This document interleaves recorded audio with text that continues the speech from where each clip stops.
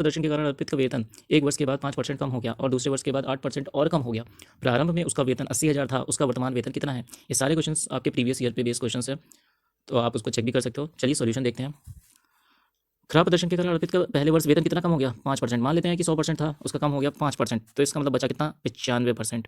ठीक है, लेकिन किसका? 80,000 का। तो 80,000 का 95% बचा, जो कि पहले 100 था। फिर दूसरे वर्ष 8% घटा, यानी 92% हो गया, जो कि पहले 100 था। ठीक है, इस 92 से मैं इस 8 को 2 दे दूंगा।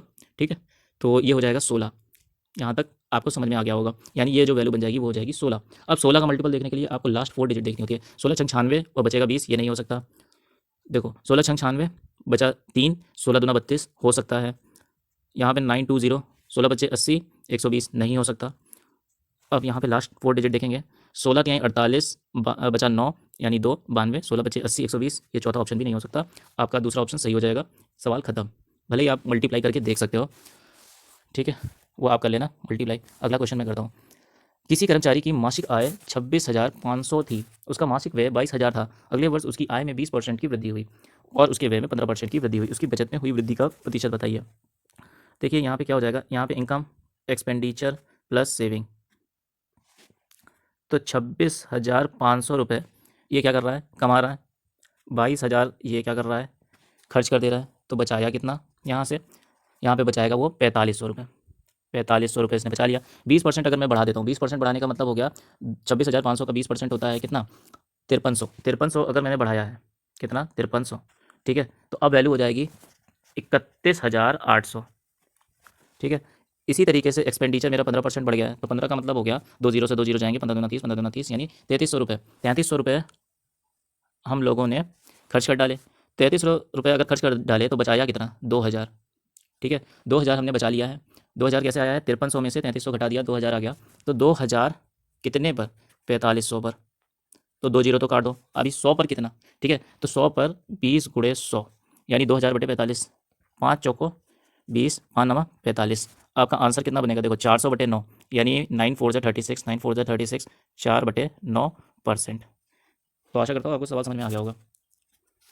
अगला क्वेश्चन करते हैं। 3 उम्मीदवारों ने एक चुनाव लड़ा और क्रमशः 1136, 7636 और 11,628 मत प्राप्त किए। जीतने वाले उम्मीदवार को कुल मतों के कितने प्रतिशत मत प्राप्त हुए? देखो ये नए तरीके का क्वेश्चन आया है। 1136 और 7636 और 11,628, 1 1 3 6 7 6 3 6 और 11,628, इसको जब जोड़ोगे तो आपको कितना मिलेगा? देखो 6 12 20, 3 3 6 2 8 10, 6 12 13 14, 7 8 9 10, 20400। और जीतने वाला यानी सबसे ज़्यादा वोट तो ये इसको मिले हैं। ठीक है, तो इसका मतलब है आपको क्या करना है? अब डिवाइड कर देना है 204 से। ठीक है, जीरो आप भूल जाओ। तो 204 से जब मैं डिवाइड करूँगा तो ये जाएगा पहले 5 बार में, तो कितना आ जाएगा? 5 2 जा 10 और 5 4 जा 20। यहाँ से आया 2 और यहाँ पे बना 4, यहाँ पे बना 1 और ये हो गया 8। ये कितनी बार में जाएगा? 7 चौक 28, 7 दूना 14, यानी 7 बार में चला जाएगा। तो 57 आपका राइट आंसर हो जाएगा। आपको फिर से मैं बता रहा हूँ, जीरो आपको देखने की जरूरत नहीं है, क्योंकि 100 से कट जाएगा वो। अगला सवाल देखिएगा। यदि Q के 40% में P का 20% जोड़ दिया जाए तो परिणाम Q का 80% हो जाता है। P Q का कितना प्रतिशत है? ठीक है, तो 40% में P का 20% जोड़ दिया जाए। ठीक है, तो इसका मतलब हो गया 20% होता है 1/5 की वैल्यू।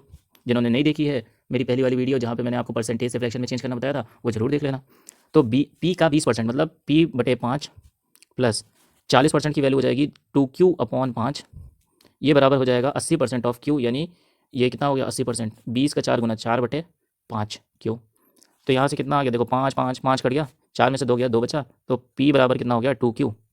तो P/Q बराबर कितना हो गया? 2। इसको परसेंटेज में चेंज कैसे करते हैं? 100 से मल्टीप्लाई करके, तो ये कितना हो जाएगा? 200%। तो 200% आपका सही आंसर आ जाएगा। अगला क्वेश्चन है। ए की आय का 20% बी की आय के 10% के बराबर है, तो A/B की वैल्यू कितनी आ जाएगी? A/B की वैल्यू आ जाएगी 1/2। ठीक है, यदि ए की आय 2550 है तो 1 यूनिट की वैल्यू है 2550, तो 2 यूनिट की वैल्यू आपसे पूछी है बी की आय बताओ, तो 5100 रुपये हो जाएगी, यानी 2 का डबल कर दो, यानी 2550 का डबल आपको करना है। तो कितना हो जाएगा? 25 दूना 50 और 50 दूना 100, यानी 5100। ये आपका मल्टीप्लाई करने के बाद आंसर आ गया। तो आशा करता हूँ आपकी ये जो 5 क्वेश्चन थे बहुत